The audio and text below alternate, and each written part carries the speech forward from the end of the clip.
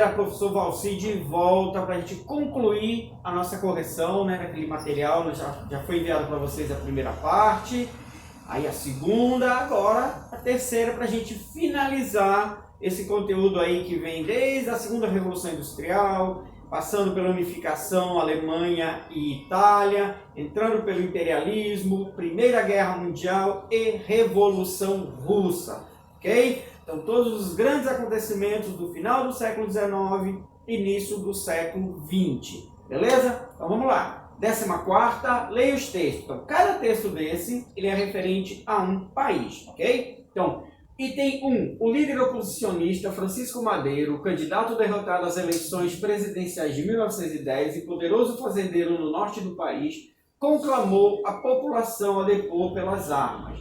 O atual mandatário, Porfírio Dias, está no poder desde 1876. Madeiro anunciou hoje o plano de São Luís Potosí. Então, o que ele vai fazer? Ele chama o povo para uma revolução. Ele perde a eleição, mas ele conclama a nação a tirar o atual governo do poder. Ele vai conseguir? Sim, ele consegue. Ele chega ao poder e ele vai governar de 1910 até 1913, quando ele vai sofrer uma conspiração entre alguém dentro do próprio país dele, com apoio norte-americano. Ele vai ser assassinado em 1913.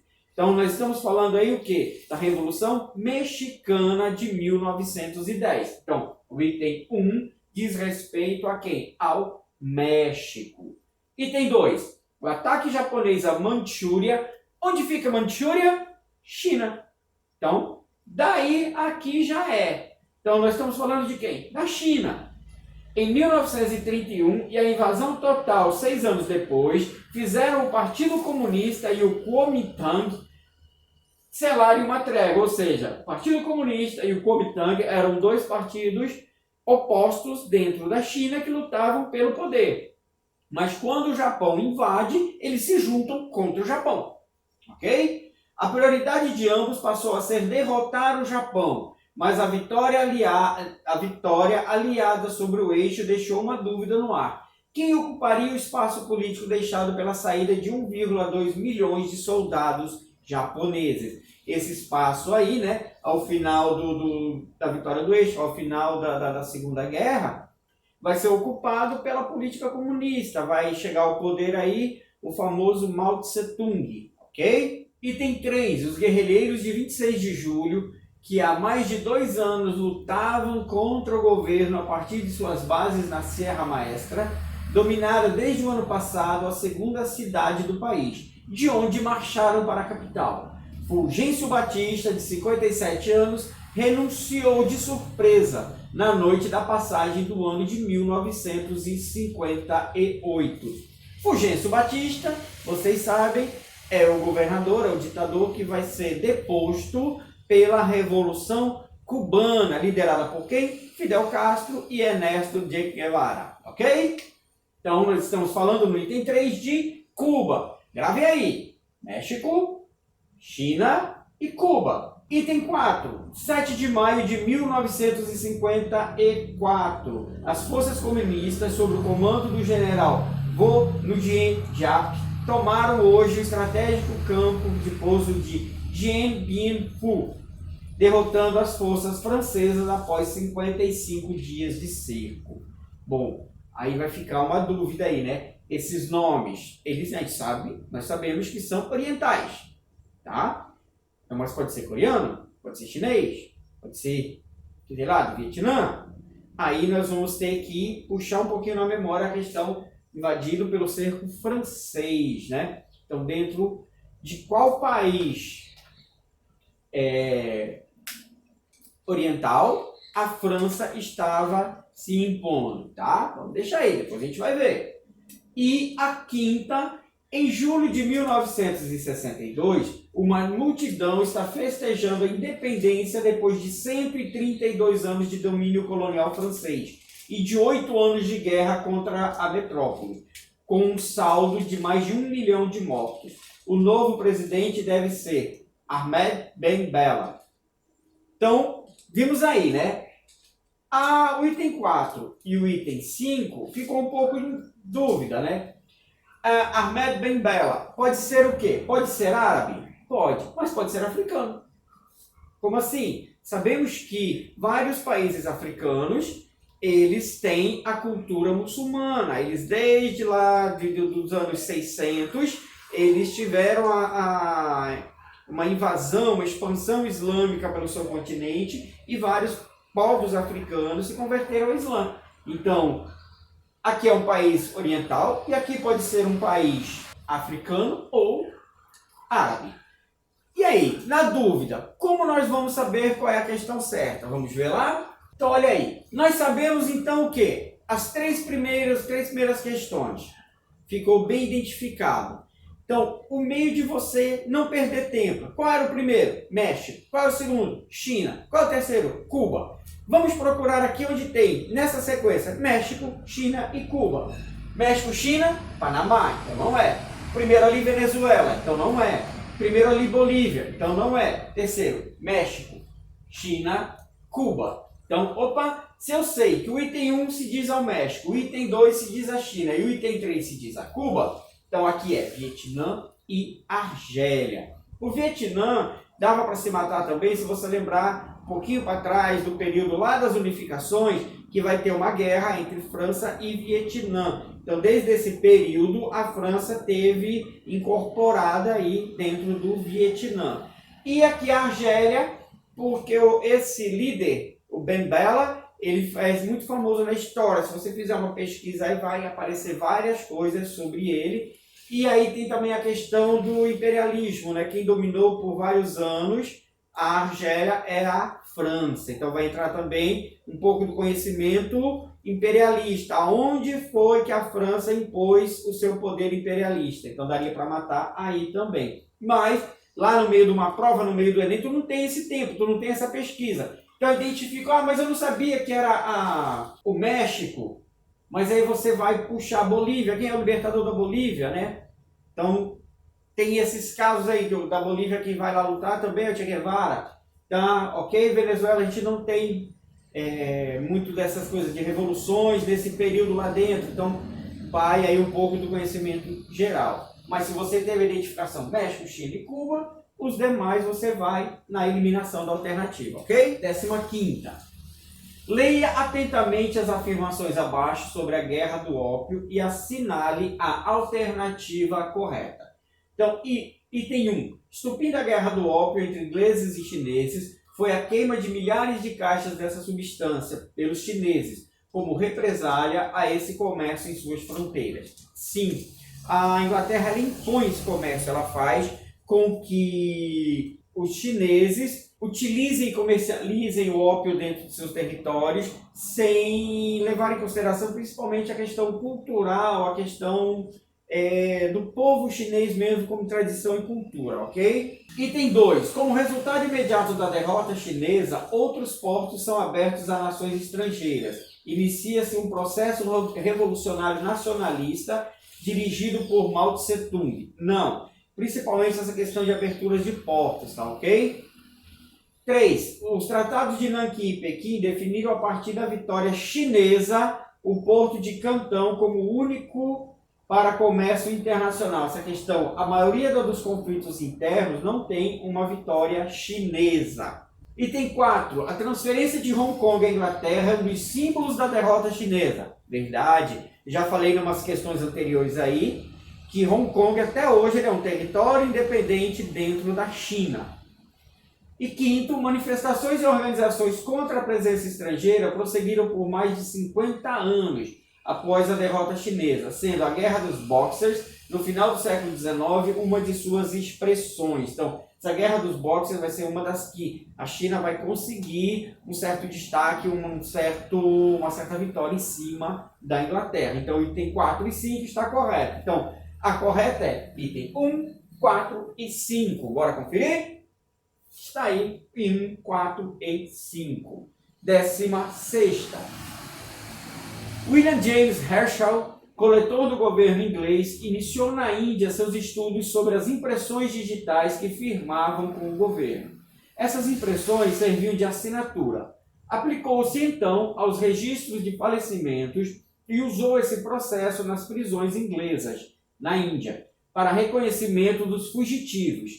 Henry Foltz, outro inglês, médico de hospital em Tóquio, contribuiu para o estudo da datiloscopia, examinando impressões digitais em peças de cerâmica pré-histórica japonesa, previu a possibilidade de se descobrir um criminoso pela identificação das linhas papilares e preconizou uma técnica para a tomada de impressões digitais, utilizando-se de uma placa de estanho e de tinta de imprensa. Então, aí é o início, né, da coleta das digitais, quando eles começam a ver que cada ser humano tem uma impressão digital única. Então, vamos lá?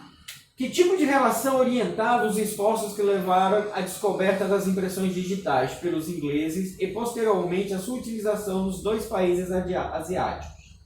Fraternidade, já que ambos visavam os mesmos fins? Não. Quem estava visando algum fim não eram os dois, não era o imperialista e o dominado. Quem estava visando algum fim era só o governo inglês, era só o país imperialista. B, de dominação, já que os nativos puderam identificar os ingleses falecidos? Não, eles queriam o contrário. Eles queriam principalmente identificar ingleses falecidos ou criminosos indianos. Letra C, de controle cultural, já que Foltz usou a técnica para libertar os detidos nas prisões japonesas? Não. Primeiro que ele não vai usar para libertar detidos em prisões, ele vai usar para identificar, e não é prisões japonesas, são das prisões na Índia. Letra D, de colonizador para colonizado, já que na Índia a invenção foi usada em favor dos interesses da coroa inglesa. Perfeito. Tudo que foi utilizado lá por Foltz foi dentro das prisões, mas para identificar criminosos ou até ingleses presos ali, mas tudo em favor do governo inglês. E a letra E, de médico-paciente, já que Foltz trabalhava em um hospital de Tóquio? Não. Quem trabalhava no hospital de Tóquio, o que diz lá no texto? O médico japonês, ok? Seguindo, vamos conferir. Então, letra D, colonizador, colonizado. 17ª, aí uma imagenzinha bonita, um monte de crianças, né? O que fazem essas crianças com esses certificados em mãos? Crianças mobilizadas pelo regime agitam alegremente certificados do governo que deveriam vender para financiar projetos de desenvolvimento durante os anos de 1930. Uma das características do stalinismo foi a doutrinação ideológica das crianças desde a mais tenra idade. Então, o que ele fazia com essas crianças? Davam esses títulos, né?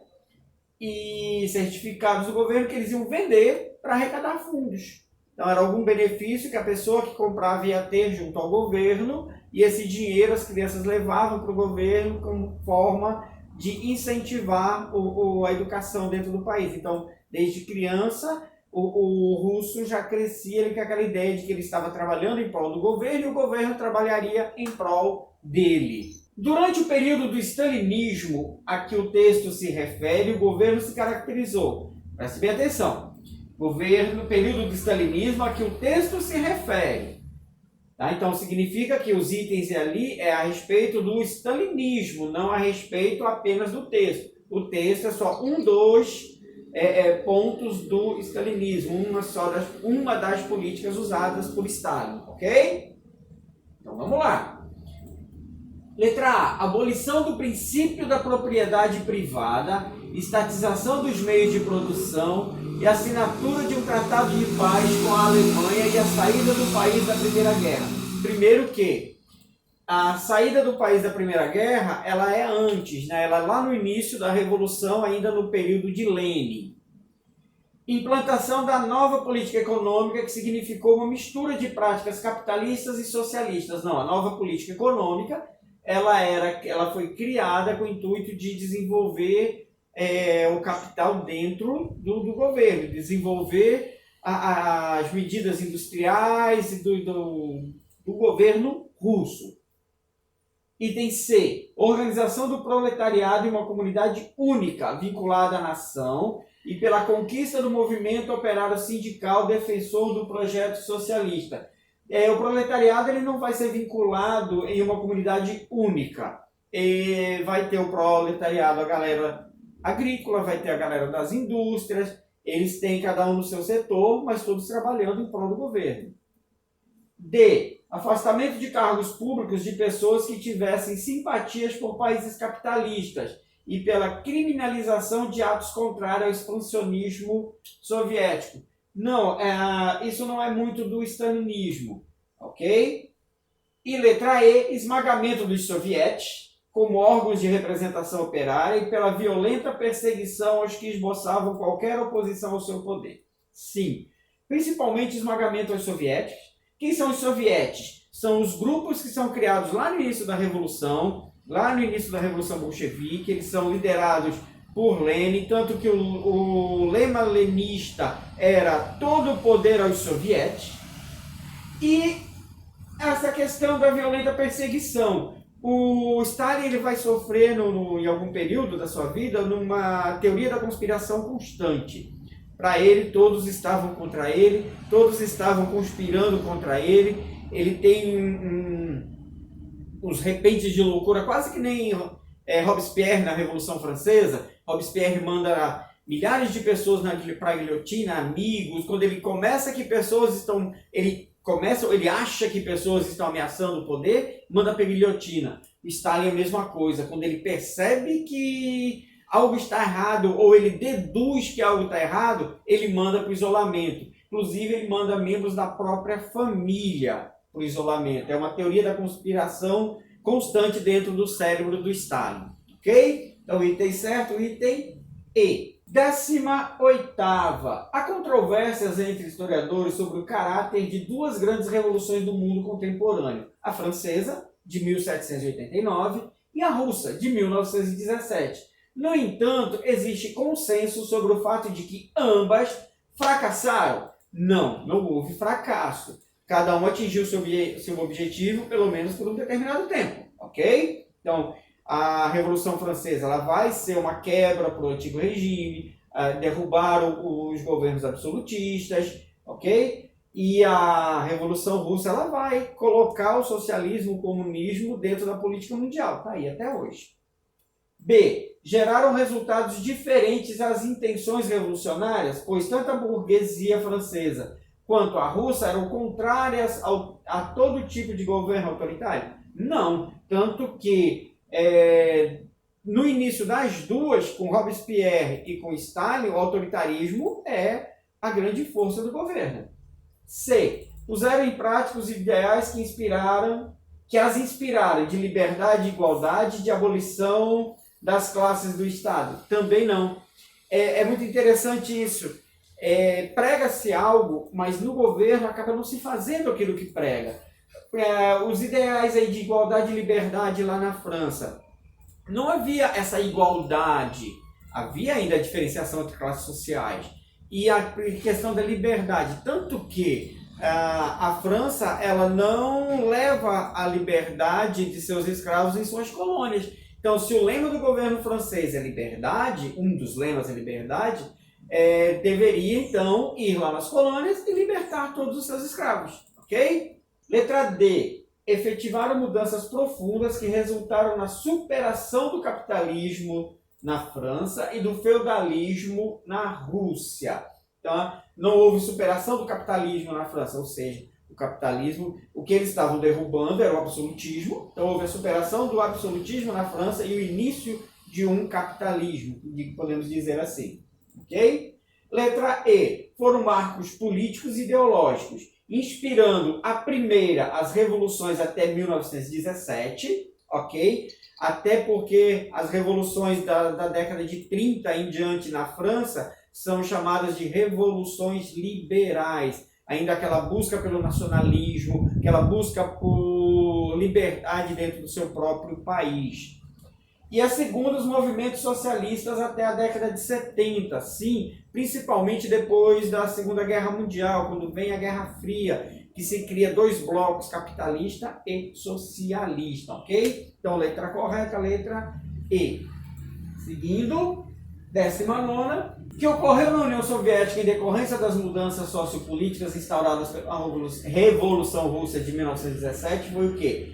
Estatização dos principais meios de produção, principalmente a chamada indústria de base, aquela em que produz produtos para outras indústrias, ok? Vamos lá? Olha aí, letra A, estatização dos principais meios de produção. As pequenas empresas acabaram, muitas delas, ficando na mão dos próprios funcionários. Criou-se associações e as pessoas trabalhavam e tudo era em comum entre eles. Mas as grandes, que eles chamam de indústria de base, aquela que produz grandes equipamentos, os grandes guindastes, os equipamentos para outras indústrias, essas foram todas estatizadas, inclusive também os bancos. E a 20ª Revolução Socialista na Rússia, em 1917, foi um dos acontecimentos mais significativos do século XX, uma vez que colocou em xeque a ordem socioeconômica capitalista.